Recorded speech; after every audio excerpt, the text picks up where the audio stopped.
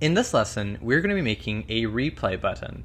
So this button will come up during the final results, and you can click on it to replay the game.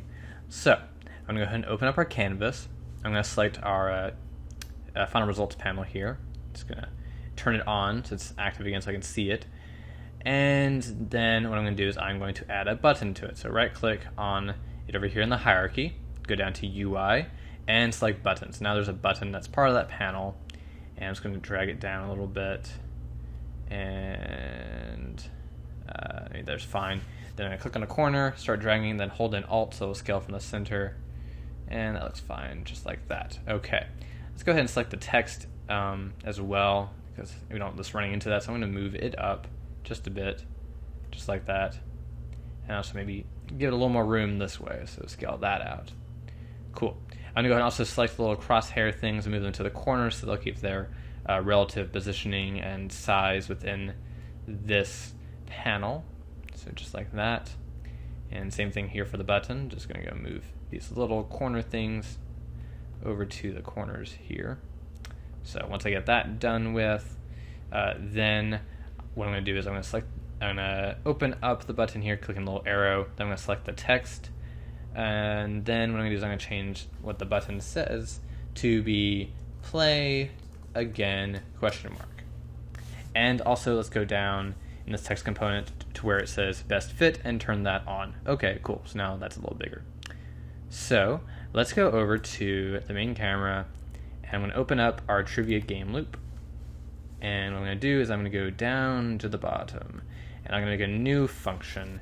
And what this new function is going to do, it's going to be a function we can call from our button, the same way we called functions from our trivia buttons. So we're going to do that method. So this has to be a public function. It's going to be public void. It's not going to return anything. And it's going to be called restart level, because that's what it's going to be doing. And I'm just going to close it off like that. And I'm going to scroll down a little bit so we can see this. Okay, so what we need to do is we need to use the application right there, application. We're going to use a function within the application class, and it's going to be called load level, because we're loading a level. It's going to be the one we're already in, so I can access that from the application class as well. So access application, and then I'm going to access the variable within application called loaded level name. That one right there. Cool. So we're just reloading the level we're currently in.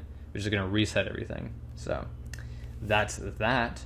Now let's go ahead and convert that. It always ask me that question, it seems, and just say convert. Now what we're going to do is we're going to select our button, and we are going to go to our button component over here in the inspector. I'm going to press the plus, and then I'm going to drag the main camera into that slot there. I'm going to go click on where it says no function, go to our trivia game loop. I'll drop down there, and we're going to choose the new one we just made, so restart level, just like that. Okay, let's go ahead and let's turn off this final results panel, and let's go ahead and play the game.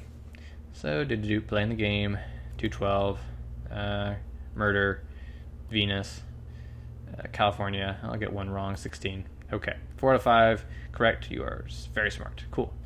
Click on that, and we've started over again. So if I just do this, oop, went too fast. Okay, yeah, I did really bad. But yeah, you can see you can play it over and over again if you want. So that's that, and I'll see you in the next lesson.